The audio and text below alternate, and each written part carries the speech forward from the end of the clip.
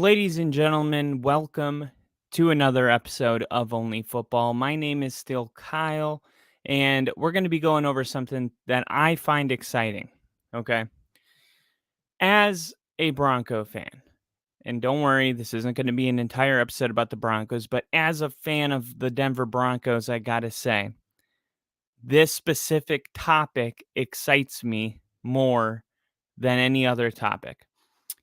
This is from NFL.com in an article that was released today. 8 units to make biggest jump. And I have not clicked on this article yet, but on top, it shows a picture of 4 teams. Little teaser, if you will. Now, there are 8 teams listed. 4 of them have a picture, okay? Justin Fields, picture number 1, throwing a football. Nice looking biceps, the visor, the half sleeve. Man, what a cool guy. All right, right underneath him, you have the Miami Dolphins. Okay. Looks like they have Xavier Rhodes on the bottom. I'm not sure. I'm not a huge Dolphins fan. They should have Jalen Ramsey, but probably don't have a picture of him in Dolphins gear yet. Or maybe he is wearing 25. Not sure. It doesn't really look like him. So we got Dolphins and Bears. Then we go to the top right, and we got Mr. Unlimited. Russell Wilson holding a football, looking to where he's going to throw a pick. And then right underneath him, we see Aiden Hutchinson, number 97, in the Lions. And honestly, I totally agree. I believe the Lions haven't won a playoff game. I mean, the Dolphins haven't won a playoff game, and I think it was like 16 years. It's some astronomical number. Let me see. Last Miami Dolphins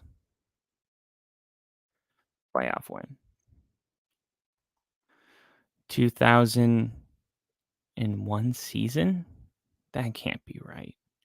Has it been that long?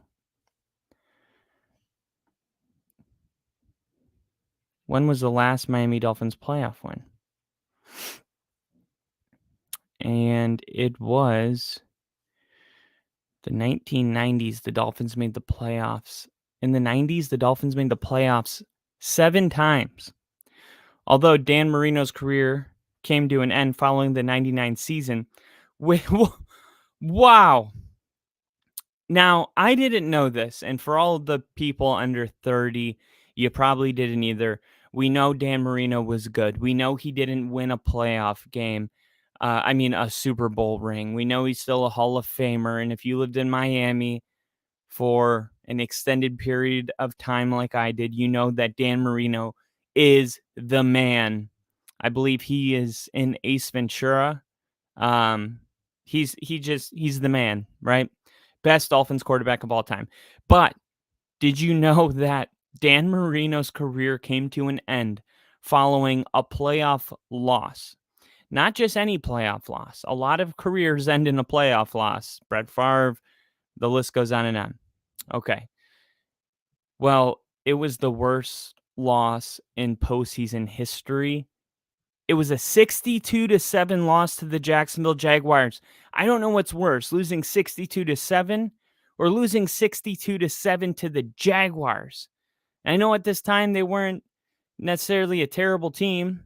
They had what was it, Mark Brunell and some pieces there. They upset the Broncos a couple years before in the playoffs. I think that was 1996. So not too far removed from some good football, making it to the playoffs and whatnot, but 62-7. Wow. But since that loss, Miami has only made the postseason 4 times. So exactly when was the last Miami Dolphins playoff win? Surprisingly, the last Miami Dolphins playoff win came after the 2000 season, the franchise's first campaign without Marino on the roster since 1983. So Marino has maybe his worst game of all time, loses in the playoffs 63-7. He never plays again. The next year, the Dolphins went to the playoffs with a new head coach, David Wanstent, and a new starting quarterback, Jay Fielder, and a solid defensive unit that sent 6 players to the Pro Bowl. The Dolphins won 8 of their first 10 games, so they started 8-2 and finished with an 11-5 record, winning the AFC East and earning the number 3 seed in the AFC. In the wild card round, Miami met the 6-seeded Indianapolis Colts, and we're in the year 2000, so I believe we're in Peyton Manning's second year as a Colt, if I'm not mistaken. So they met the 6-seeded Indianapolis Colts, who they had defeated on the road in Week 13 of the regular season, 17-14. And this home game with Indy was tight as well.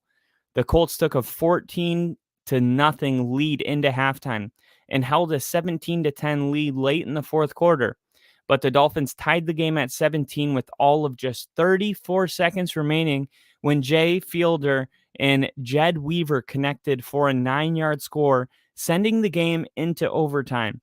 And with 3 minutes and 34 seconds remaining in the extra frame, overtime, Lamar Smith, who rushed for 209 yards on the day, ran for a 17-yard touchdown to give Miami a 23-17 victory and their last playoff win. And here we are 23 years later. There's been playoff trips. There has been years that were promising. Like we said earlier, the Dolphins have made the playoffs. How many times was it? 6 times? 4 times? The Dolphins just haven't been able to win one in 23 years. So Tom Grassi was just in Miami, and they weren't able to get into the Hard Rock Stadium. But outside of the stadium, they did have what Tom called one of the best fan meetups. And, it must have been crazy hopping. The fans all had the same thing to say. And it was that besides us, there's not a hungrier team for a playoff win besides the Detroit Lions. They said that. They said besides the Lions, nobody's as hungry as we are for a playoff win. And sometimes it takes a long time to get there. It takes some time once in a while. Bill said be home in 10.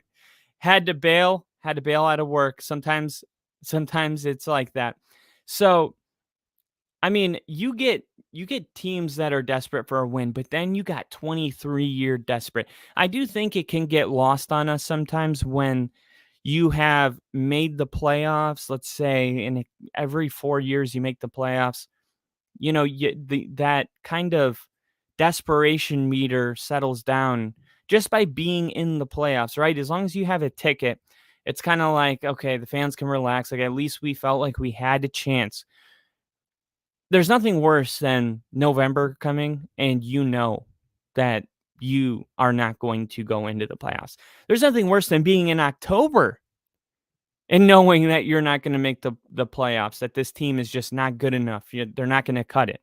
Let's say you started 1-5, right? And you're like, even if we had some kind of turnaround, there's just too many holes. There's too many injuries. Whatever you're fighting on that particular season, there's nothing worse than not getting a ticket. So I do think it can get lost on us sometimes when teams are getting a ticket every 4 years. It kind of takes that desperation. It turns it down a little bit.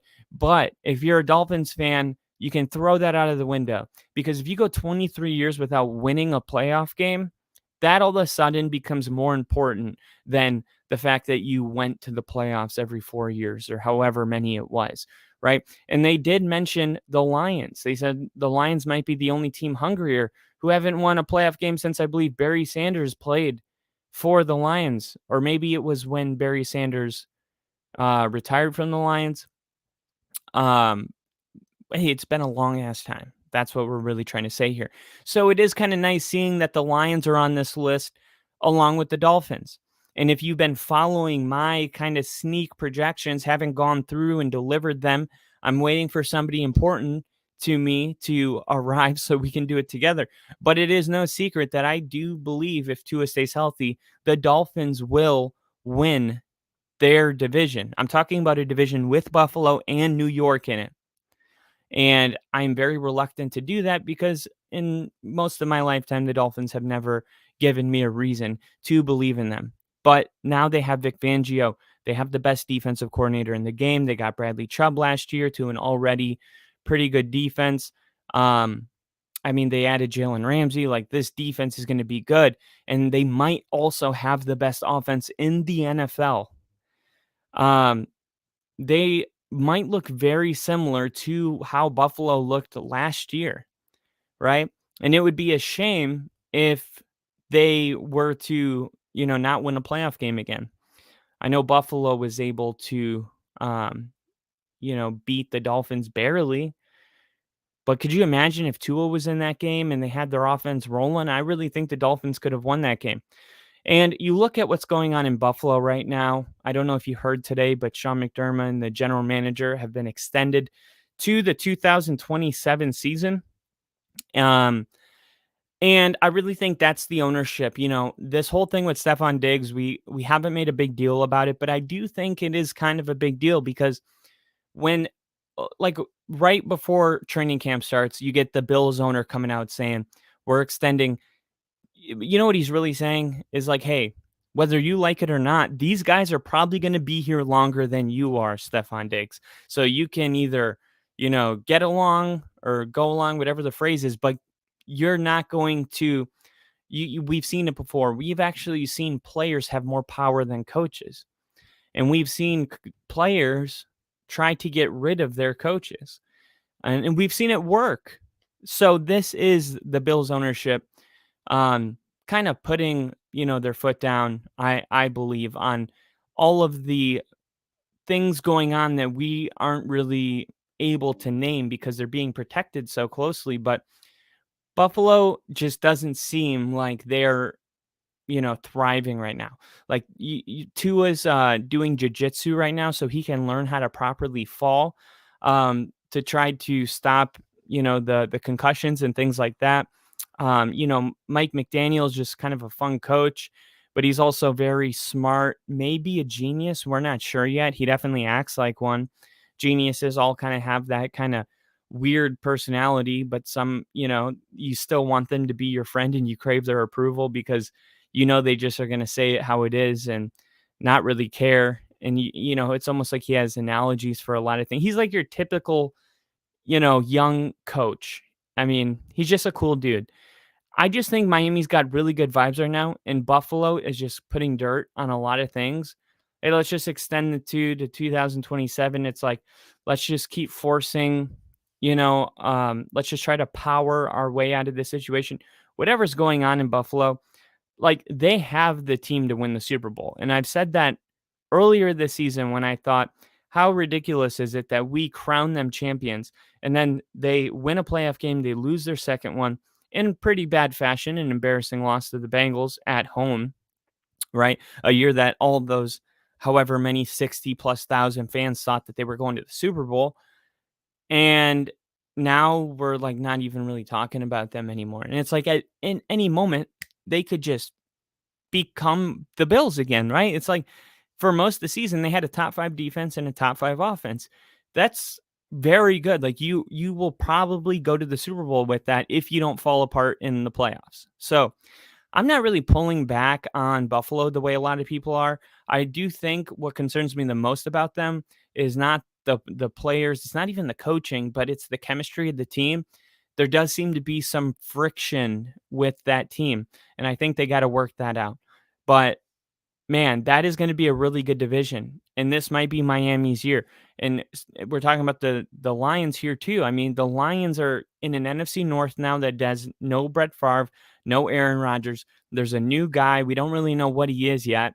I have this deep feeling that he's going to be good. And I know if you're a Bears fan who is also on this list, you must hate to hear that because this is the first opportunity for the Bears to take that jump. Like, we're over here, we have kind of crowned the Lions the same way we did Buffalo, right? And the team that is crowned, whether it's, because of the heartwarming story or because of the Super Bowl aspirations, usually the team that's crowned in the offseason opens up the NFL season.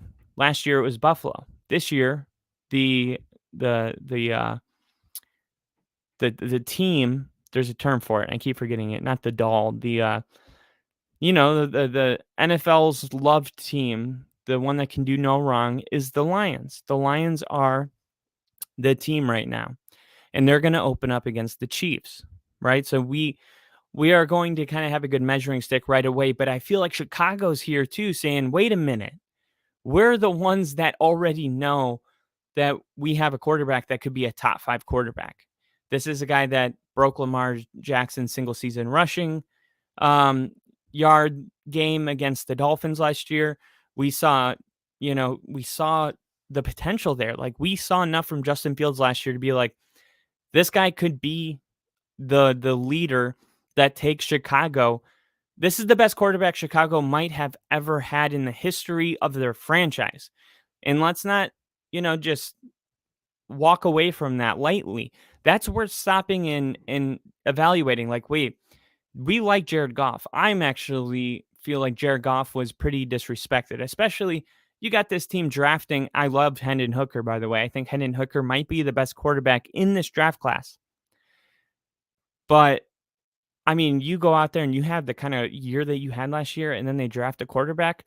I'm not really sure what message that sends, but we know that Chicago doesn't have to do that, right? If you're drafting a quarterback, something's going on there. Unless you're drafting somebody in the 5th round to be a backup, it's just kind of weird. Okay. So you look at the Lions, and I would say they kind of, I don't know, they're like in a B when it comes to quarterback certainty. If like Mahomes and Justin Field or Jalen Hurts is an A, like this is our guy for the future. We could draft anybody and it wouldn't matter. That's your A. Your B is like, we have a very organized plan on how we want to do this, but Jared Goff isn't in our long-term plan. I would say that's kind of a B, planning for the future. Almost like when Aaron Rodgers was when they drafted Jordan Love, but almost not quite because everybody knew Aaron Rodgers was the guy, but it still made things weird. Whether they admit it or not, it's freaking weird.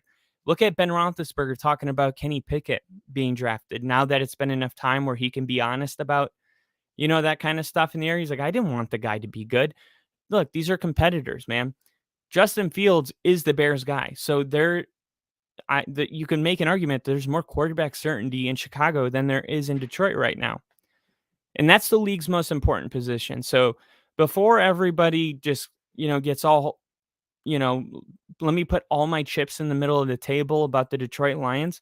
Let's not forget about the Chicago Bears, right? They have look, right now I'd say Kirk Cousins is probably the best quarterback, but he's still Kirk Cousins. I mean, he's good.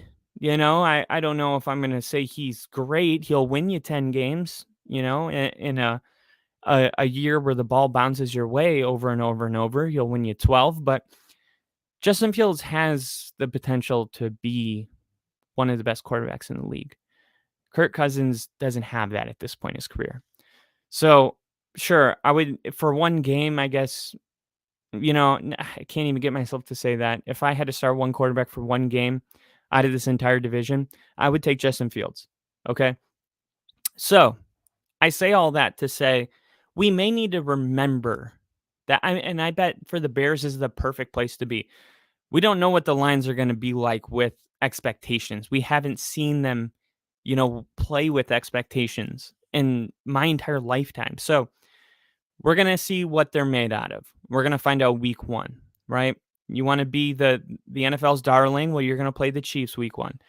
The Bears, however, are going to be able to kind of sit behind all the noise. And most people are predicting the Bears to have another bad season. And it has nothing to do with Justin Fields being good or not being good. It's just what the predictions say because the Bears have a lot of holes and a lot of things that need to be filled.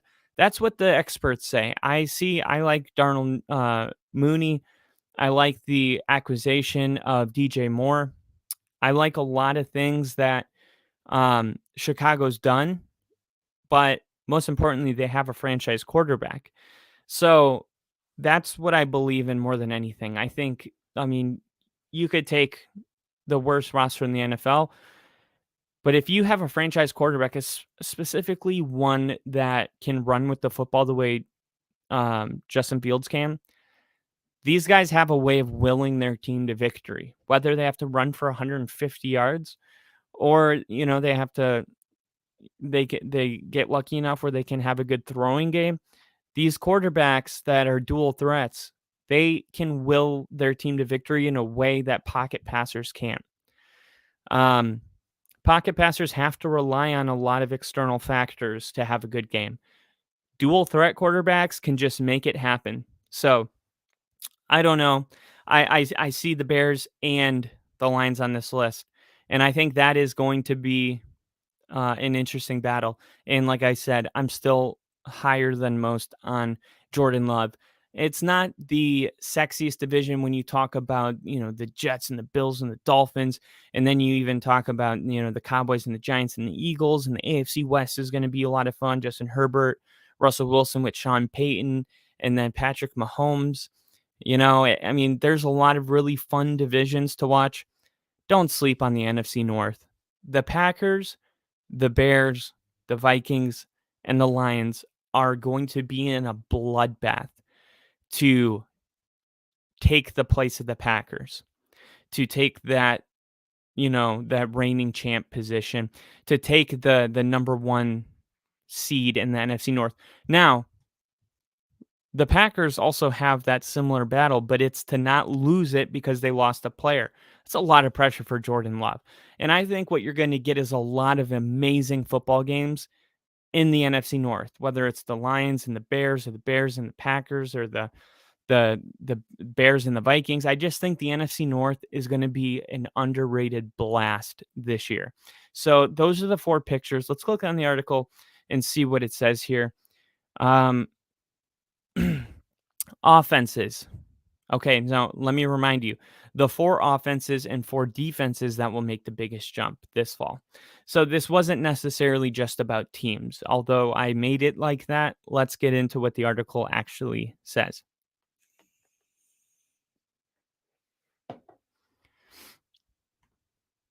And I'm going to hit these comments real quick. Liam saying, hi in the chat. He's going to California tomorrow, Oceanside. That should be a lot of fun. Hopefully, you get some good weather. Bill back in the chat. And man, it's good to have you guys in here. So, the best or the four offenses that are going to make the biggest jump. Number one, the Chicago Bears. 2022 scoring offense, they were 23rd. 2022 total offense, they were 28th. Justin Fields flashed electric ability last year, but after the Bears spent this offseason upgrading the offense, the 24-year-old needs to emerge as a true franchise quarterback in year three. Chicago gave Fields a serious vote of confidence by trading away the number one overall pick. That's a very good point. They could have drafted, if they had any doubts on who Fields was, they could have drafted whoever they wanted, Bryce Young. And in doing so, the Bears also gave their young field general a true number one receiver, DJ Moore. That's not the only notable veteran addition either, as GM Ryan Poles also boosted the offensive line. Offensive guard Nate Davis, tight end position Robert Tonyan, longtime Packer, and backfield Dante Foreman in free agency. In the draft, the Bears grabbed a premier people mover in round one. That was Darnell Wright out of Tennessee. And then added a couple more enticing playmakers in round four. Running back Rashawn Johnson and wide receiver Tyler Scott. Excuse me. All of that gives Fields a far deeper and more imposing support cast than he enjoyed last season. Specifically, because they don't have it in the article, specifically the offensive line.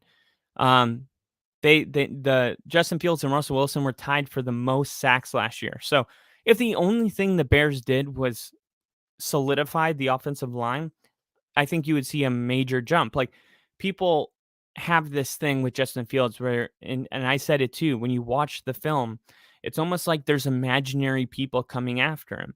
Like, they'll say, look, and he stands in the pocket, he gets antsy, he kind of freaks out. He's not like calm and poised in the pocket, just going through his progressions. And I'm like, no shit, he's not. He's sacked 51 times. Every time the guy drops back, it can be assumed that he's going to be sacked. How are you going to expect a guy to calm down in a situation like that? How about we calm the storm down a little bit, and then we can judge whether he is feeling imaginary pressure or not. Ran over. All that gives Fields a far deeper, more imposing supporting cast than he had last season. Consequently, I expect the former number 11 overall pick to take a big step in his development as a dual threat playmaker. The Bears offense has enough weaponry to produce fireworks against defenses ill equipped to defend a balanced attack with explosive potential. And you can see right here, 8-5 is where, let's see, that's where they're predicting them to be around week 14. Number 2, the Denver Broncos. 2022 scoring offense, 32nd. In case you're wondering, there's 32 teams in the NFL. 2022 total offense was 21st. Sean Payton's arrival should stabilize an offense that was a staggering disappointment under his sorry, I just lost it. I need to wear glasses. I really do. I don't wear contacts or glasses, but my left eye is perfect vision and my right eye is like completely terrible. Anyway, a one and done head coach, Nathaniel Hackett.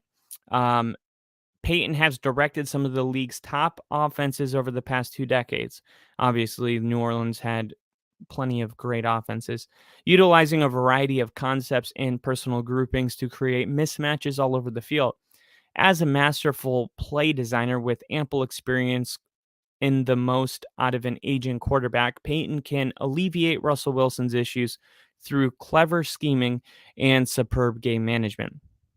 Moreover, the veteran play caller will maximize the supporting cast with its promising potential, thus eliminating the need for the 34-year-old quarterback to play like a one-man show. The Broncos embrace a more balanced approach with the ground attack featured prominently in the run game.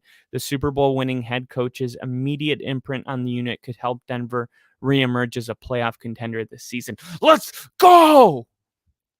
Sorry if I just blew your speakers. Got way too excited right there.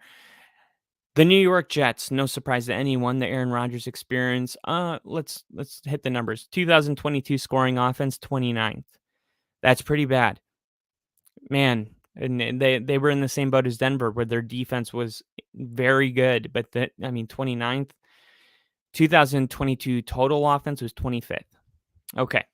The Aaron Rodgers experience may or may not result in a Super Bowl appearance, but you can be sure of one thing. The presence of the four-time NFL MVP will accelerate the development of New York's young core while adding structure and organization to an offense that was in a flux a season ago. As a meticulous competitor with a distinguished resume, Rodgers will set a championship standard for the unit and teach Jets players and coaches how to perform at that level, with Rodgers demanding more attention to detail. So, they're literally saying here that Rodgers has more experience than even the coaches on this team. And that can be true when you have a franchise that just hasn't been in a playoff game or won a playoff game and, God knows how long. Sometimes that experience of somebody that just knows what it takes to be successful, just showing up just makes you feel like, hey, man, we're going to be all right. Like, we got this guy on our team. If this guy wasn't good, he wouldn't have gone to the playoffs all those times. Like, it's almost like, I'm a little brother, right? There's a certain feeling when your big brother, is on the field with you. You just feel like you're 10 feet tall. You're like, if anyone messes with me, they're going to have to mess with my brother. And he's friends with eighth graders, So I do feel like Aaron Rodgers kind of brings this aspect where he's like, all these young kids, just it's a very young football team. And it's like even Robert Saleh is, he was a rookie head coach last year. I just think everybody's kind of leaning on Rodgers and really embracing what he has to offer. And in Green Bay, it kind of felt like in many ways, Rodgers was kind of asking to be more involved in coaching and personnel, almost like I've earned the right to be somebody that you guys confide in before you guys make any decisions. And the Packers were like, fine, if it's that important to you, we'll do it. Right. This feels like, I think it's totally different. You have so much youth, young, rookies, that what Aaron Rodgers wanted in Green Bay is now happening naturally. Now people are going up to him with questions and it doesn't feel forced, right? It's like if you make somebody love you, even when they do love you, it doesn't feel like they love you, and I feel like some of that happened in that last year with Green Bay where, you go to a party, you can stay too late, right? I think Aaron Rodgers stayed too late in Green Bay. I do think it's going to work out. And I'm excited to see how it works because it's also a lot of pressure on Aaron Rodgers because when he goes to bed at night, he may walk around being the most confident person in the world, getting everyone to believe in him. The coaches are coming up. Hey, what do you think about this? Nathaniel Hackett is his best friend. They go to weddings together, whatever. Now he's your OC. Like, where does your accountability come from? Even the best of the best need to have somebody that's holding them accountable, somebody that they have to answer to, right? Well, the Jets have an owner. The Packers didn't have that. So and the Jets general manager is known for walking around, watching practices. So I do think he'll have some of that accountability, but I mean, what's that going to actually look like? I don't know. I'd love to be a fly on the wall for some kind of minor conflict on the practice field during summer camp. Hard Knocks is not going to choose the Jets, but we'll have to see because it is a lot of pressure also for one person. Because if it doesn't work out, now not only do you feel like you let everybody down, but you're also kind of letting the world know that you were never that guy, and that's why the Packers didn't trust you to begin with, right? And you spin out of control. So with Rodgers demanding more attention to detail, New York's offense output will improve. Garrett Wilson, Brees Hall, Elijah Vera Tucker, Laken Tomlinson with the quarterback guys, Alan Lazard, Randall Cobb, and Billy Turner will create a much improved unit that could spark a run at the division crown. To me, I almost feel like we've become numb to teams getting a star quarterback and loading up, right? And I do think Russell Wilson, in a way, kind of ruined it last year. They just made it feel like I was talking to somebody yesterday. He says he's a Cowboys fan, right? I say he says because I you can talk to somebody and know that they don't really watch football. But no harm, no foul. I mean, he just says he's a Cowboys fan because he roots for them whenever they are on TV. It's just fanatics have a tendency to think everybody is as involved with their team as fanatics are, and it's just not the case sometimes. So anyway, he came by and I said, "Hey man, what do you think about Ezekiel Elliott? I haven't seen him in a while." And he was like, "Yeah, he's like, he hasn't been that great, And I'm like, "Yeah, but where do you think he's gonna go?" And you just you could. I stopped asking questions because I didn't want him to have to be like, "Yeah, man, I don't really watch football like that." But we started talking about Aaron Rodgers, right? He changed the subject to Aaron Rodgers. He was like, "What do you think about Aaron Rodgers going to New York?" And then before he let me answer, he goes, "I read an article the other day that older quarterbacks that join new teams historically aren't successful." And I told him, I said, "Well, they have been lately. I mean, you had Tom Brady go to Tampa, you had Matthew Stafford go to the Rams. I mean, they won Super Bowls, and whatever. My whole point is that I think we don't really like, we're kind of still saying, like, prove it. The New York Jets could be the best team in the NFL next year. Like, we really have to get used to that idea because if it happens, like, there's no one that should be surprised. They built a super team. They had the best defense. Some people say they have the best corner in the league, and he was a rookie last year. They have a strong head coach that demands respect when he walks in a room. They have one of the best quarterbacks in the NFL, and they have a plethora, is that even a word, plethora, of weapons that they can use.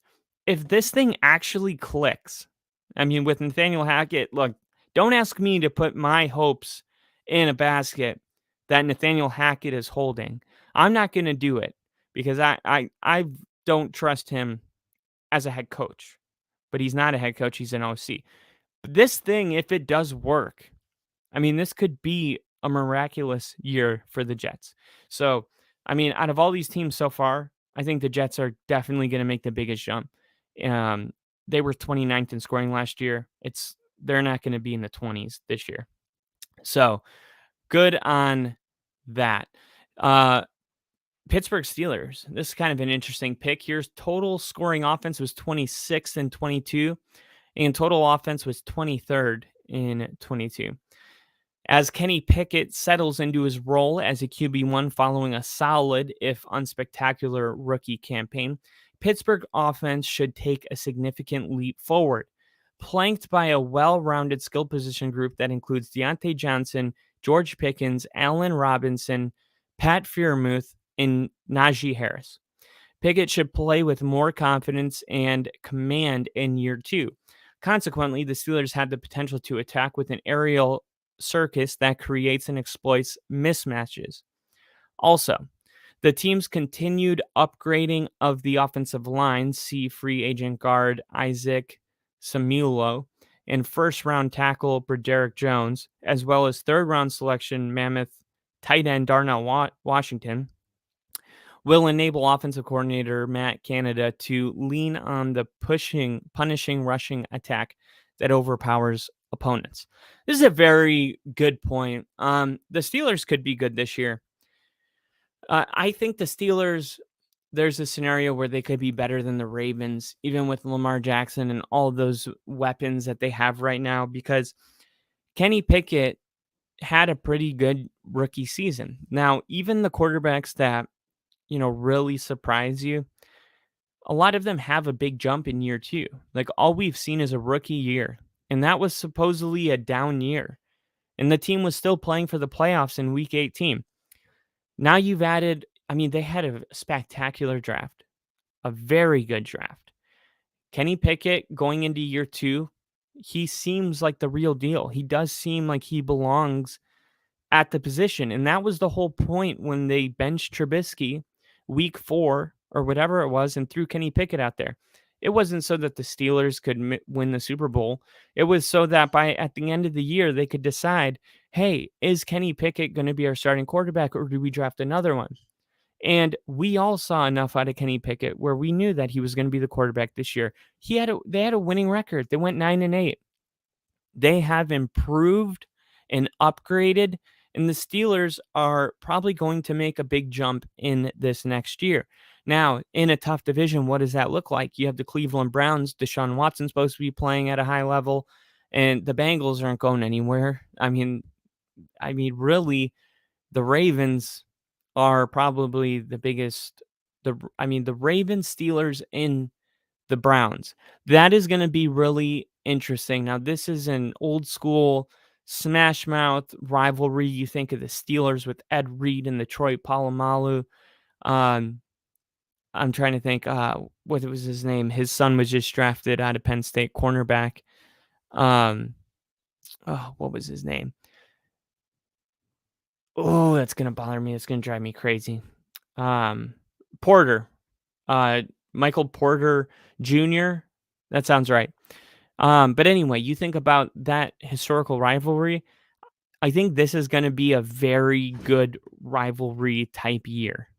Okay. This is going to be a lot of close football games. I'm really excited about the AFC North. And now the most improved defenses, you have Detroit. Detroit was tied for 28th last year defensively. Anyone that expects Ben Johnson's attack to produce again in 23, the Lions finished with a top 5 ranking in total offense and scoring. So everyone expects Ben Johnson's attack to produce again in 2023. But when you pour over the offseason additions on the other side of the ball, you see why Detroit has emerged as a dark horse contender in the NFC. With defensive ends Aiden Hutchinson and James Houston, defensive tackle Aleem McNeil, safety Kirby Joseph, the Lions already had a promising core of young talent. But I love what Brad Holmes added to the this offseason, particularly in the back end with CJ Gardner-Johnson, Cameron Sutton, Emmanuel Mosley, and second-round pick Brian Branch, shoring up the secondary. Detroit can eliminate the big plays and force opponents to deal with the front line that features speed, strength, and power. And while some folks questioned Holmes for the using of the number 18 overall pick on an off-ball linebacker, Jack Campbell, He should provide immediate returns in year 1. I've watched a lot on Jack Campbell, and they people might say, "Oh, Jack Campbell was picked too high." Let me tell you something, okay? If you're in the middle of a draft, okay, let's say that you're about to do a draft, okay? Have you ever seen a redraft? Go back to 2019 and redraft. Number one goes, and it's just like a loaded roster, right? And then you see where these guys are really picked the second round, the third round. Okay. Let's say you could go back and see a guy like JJ Watt. Let's say he gets picked late in the first round at pick 30. Okay. And you get to do a redraft. And there you are on the clock, number 18 overall, and JJ Watt's on the board. You're going to pick JJ Watt, and you may pick him, and they're like, he wasn't projected to go till 30. Look, when you know, you know. The Lions knew Jack Campbell was their guy. They were saying that he may be not exactly, but very close to Luke Kuechly. And when you're that sure that you're getting, what is the point of the draft? Let's just answer that question. The point is in the first round is to get the biggest play, how do I say it? Somebody that is going to give you the most boost, whether it's on offense or defense, whatever your team needs. Sometimes people go after needs, some people just go after the greatest talent on the board, but everyone has the same goal. What guy can we pick that will bring value to our team? And whoever brings the most value is the guy that you're going to pick in the first round. And the higher the pick, the more value the player can bring. That's why quarterbacks go number one. So if Jack Campbell, out of everybody in the entire draft, for what Detroit needed, was their guy that they thought would bring the most value, pick him at 18. Don't worry about what people say, man. If Jack Campbell goes on, he's got a cool name, by the way. He just sounds like a linebacker, Jack Campbell. I mean, if he goes on to be a 6, 7 time Pro Bowler by year 8, nobody's gonna, they're gonna say that you're a genius. Dan Campbell was so smart. Remember when people were bitching that Jack Campbell got picked at number 18? I love the pick by Dan Campbell because it shows that he is not picking based on what Kirk Herbstreit or Mel Kiper or the dudes at ESPN that thought Brock Purdy was the worst quarterback in the draft. He literally evaluated this man on his own. And I really think we are so wired to say a pick is good or a pick is bad based on how close it falls to the draft boards that are created by people that mostly get it wrong. So this is awesome. I wish we saw more of this, honestly. Um, that's the end of that rant. Sorry about that. So the next improved defense is the Miami Dolphins. The arrival of Vic Fangio, the team's new defensive architect, should clean up some of the issues that plagued the unit in the past. The grizzled defensive mastermind has a knack for crafting rock-solid game plans that force opponents to play left-handed in critical moments. Fangio's simplicity and attention to detail will eliminate some of the mental miscues that held Miami's defense back last season.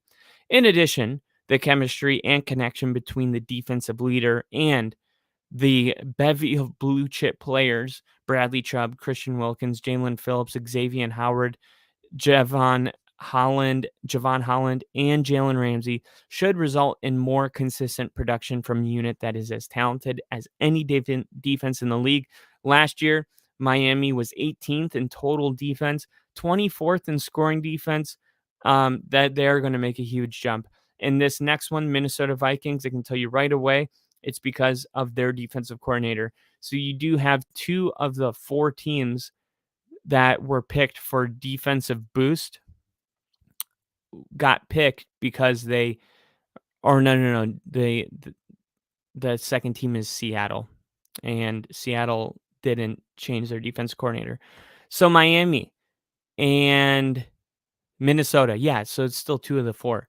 2 of the 4 of the teams on the list for the biggest jump is based on their coach. So that should tell you how important a good defensive coordinator is. Although it takes exceptional talent to flourish in the NFL, the presence of a high-end coach can help a group exceed expectations. First year Vikings defensive coordinator Brian Flores will produce better results than his predecessor, Ed Donatel. Thanks to not only his attention to fundamentals and details, but his creativity, X's and O's as well. The former as well. The former Dolphins head coach showed an ability to confound opponents with a bluff and blitz cover zero scheme in Miami.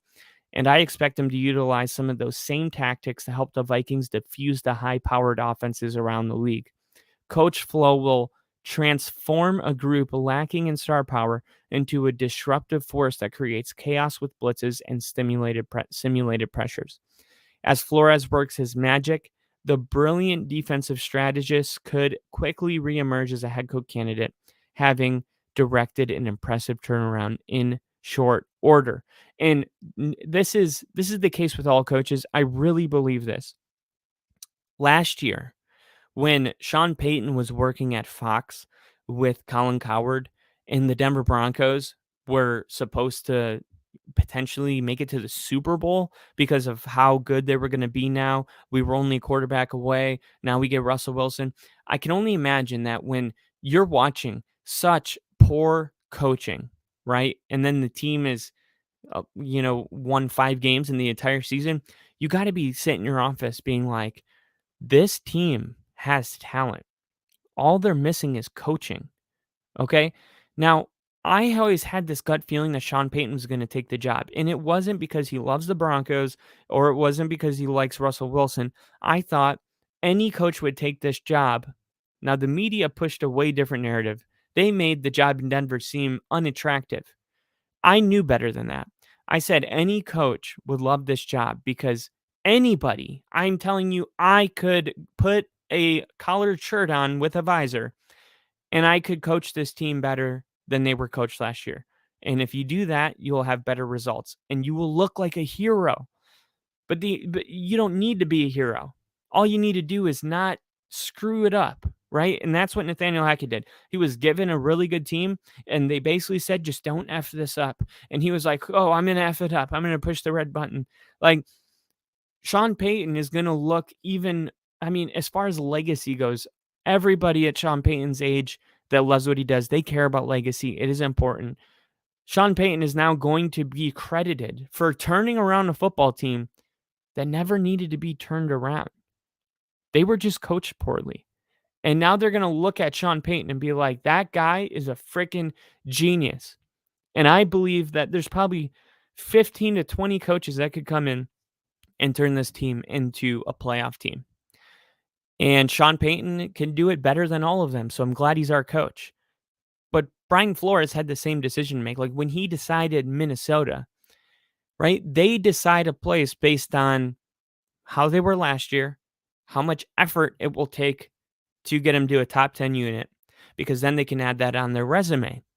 Took the Vikings in 1 year from 31st in total defense to 7th, So I do think I always like to look of what about this job was attractive to the coach taking it. And yeah, there's not a lot of talent, high grade A players defensively for Minnesota, but there was something there that I believe Brian Flores saw that he said I could work with. And because of that, I trust him. I trust the guy that was already a head coach. He has experience. He was a player. He worked with the Patriots. Like at this point, Brian Flores is a professional, and he may even be um overqualified for the job he's doing right now. So I absolutely believe that the Minnesota Vikings will at least be top 15. I would say around 15, right? But going from 31st to 15, I mean that is literally a 100% switch, or 50% switch. So uh, I think he's going to transform this team. And then the last team on the list is the Seattle Seahawks, who had a scoring defense 25th and a total defense 26th. Pete Carroll finally has the pieces in place to recreate the dynamic defense that fueled the Seahawks' dominance in the mid-2010s. The Super Bowl winning coach has invested big bucks and draft capital in to upgrade and draft capital to upgrade a unit that needed a little more pizzazz to play at an elite level. The return of Bobby Wagner brings leadership and swagger. The additions of Draymond Jones came from Denver, Jaron Reed, another Seattle reunion, Julian Love, and also you got rookies Devin Witherspoon, the number one cornerback in the draft, and Derek Hall should step up as key uh, contributors. Well, the Seahawks have been drafting exceptional in the last couple of years, and that's how they've gotten to this point. The Seahawks really deserve to pat themselves on the back. Now, they went 9-8. They went to a playoff game. They were beating the 49ers at halftime, in case you forgot. I believe it was 16-17. Okay, and yeah, they lost like 40 something to 24, 24 to 41 or something. But look at this. Their total defense was 26th. And their scoring defense was 25th. They were playing bad defense last year. And if they just added their own Sauce Gardner onto this team and brought Bobby Wagner back with Draymond Jones, to rush the quarterback, they're going to have a better defense. They like it. Like the first sentence says, he finally has the pieces in place to recreate the dynamic defense. He's talking about the Legion of Boom. This could be a monster flip or turnaround defensively for the Seahawks. And if Geno Smith, we talked about this 2 days ago, if Geno Smith has it in him to play at the same level that he played last year, which I'll just say really quick, what he did last year, a lot of that was him. It wasn't just, oh, I'm just handing the ball off. He was responsible for a lot of the success. So to say that he's going to, be so much worse, or he's going to, oh, it was a fluke. To say it was a fluke is wrong, right? It's like fool me once, shame on you. Fool me, 18 times, 18 weeks in a row. Like, obviously, the game slowed down for him. He became a leader, and he's a different player now. We don't see it very often. So when it does happen, we say, it's a fluke. Just because something doesn't happen often does not make it a fluke. And I think Geno Smith has shown zero signs that he's going to go out and just suck this year. So if this defense does play at a higher level, this could be a sneaky contender. What am I talking about here? I'm talking about the 49ers with the most ridiculous roster in the NFL, a super team that may have to start Sam Darnold week 1, right? If you can take advantage of the vulnerability of the 49ers and their quarterback situation that they have at hand, and this team comes out rolling, watch out. The Seahawks might be, look, Geno Smith had a season just like Russell Wilson had when they won the Super Bowl last year. Okay, I'm not saying this is going to be the Legion of Boom, but if they can get anything close to it, this could be a team that's playing in the divisional round, not the wild card round, but the divisional round. And who knows if they're hot at the right time, what they're capable of. So, hats off to Seattle. Who would have thought that a team that was apparently going to be rebuilding when they lost Russell Wilson was actually getting better? That might be a stretch. Maybe they wouldn't be, if Russell Wilson was still there, maybe, they would be around the same. But regardless, when you get rid of your franchise quarterback, you're supposed to be bad for a couple of years. You're not supposed to, be here one offseason later and being like, this team could go to the Super Bowl if they get hot at the right time. Like, what they've done as far as drafting is, it is very remarkable. So good on Pete Carroll and the Seahawks. Pete Carroll's definitely going to go down as a Hall of Famer after what he's done with this team. So excited. Like I said, we are 76 days away from NFL kickoff, and I'm going to be at the NFL kickoff. I'm not sure if I'm going to go to the Lions Chiefs game because I'm going to Arrowhead for a Broncos Chiefs game. It might be a little overkill to force myself into such a toxic environment twice, but I'm going to go to the Jets game. So I'm super excited about seeing what MetLife is all about.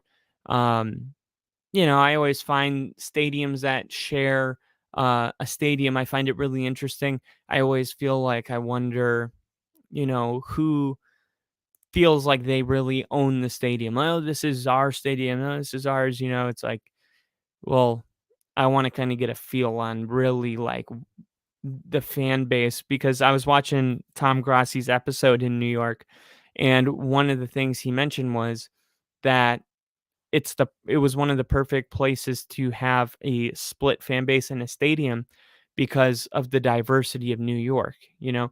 And I thought that was really cool and interesting, and I've just gotten so pumped up to go on this adventure and explore all these different places and teams and just kind of live life on the road like I'm a rock star or something like that. So, gonna bring the setup with me. You're gonna see all these live streams in front of stadiums. I mean, it's gonna be a blast, and I'm excited to have you guys on the journey. Bill said, "MetLife prepare for disappointment." LOL. From what I've heard. Ooh. Well, I mean, I just I hope not. I hope it's a good time. We'll see. We're gonna be doing it together. So thank you guys for stopping in. We had Liam in here, Bill here as usual. You guys are the best. I hope you guys have a great weekend. Stay safe. If it is possible, try to go camping. I don't know what the weather's like where you guys are at, but out here it's perfect camping weather, 65 degrees, sunny. Long, long nights, not even close to the sun. The sun is out right now, like it's 3 o'clock in the afternoon. So, um, go camping, have a good time. And then one more thing, Bill said, and then they didn't let Tom into the building because Ed Sheeran was setting up. We got robbed. It's a New York joke that the stadium looks like a big air conditioner. That's hilarious. That is awesome. I'm actually so excited for uh Perna and Grassi to release the Denver Broncos episode. I saw the picture that you sent me that said might be the most fun I've had on tour, and I'm like, God, oh, that is just fantastic. I'm so glad he is doing that. Truly, truly living my dream, and just like so excited for this episode. I'm thinking that he might have skydived onto the field. If you didn't see the backpack he was wearing, the Broncos are famous because they have skydivers that land onto the field after every single national anthem. Like they literally fly in. It's a group of them. They're like the mile high, sky high, whatever they're called. They jump. I've seen them do it live. It's insane. They do it every single game. I mean, I'm wondering if they asked Tom if he wanted to, if they wanted to hold him and jump out of the plane and land on the field. And I'm like so jealous just saying that. I can't even imagine. Like he's like hanging out with the cheerleaders and he's got pictures with Miles, the mascot. I got to just see what happened today. I'm just in such a good mood knowing out there in the universe that this is happening. So we'll catch up. We'll talk about it on Monday. And I hope you guys have a great weekend. You can follow us on Twitter at FTBLONLYPODCAST and my partner Rick at and now Rick ANDNOWRICK. You can subscribe in any platform that you watch your podcast, um, Spotify, Apple. The podcast is everywhere. So, Star Six Media. I know we have some new subscribers that have subscribed recently, and if that is you, I wanted to personally take the time to say thank you for helping us continue to grow. And you guys are the best. And until next time, you guys have a great weekend, and I will see you guys soon. See you, Bill. Go Broncos. See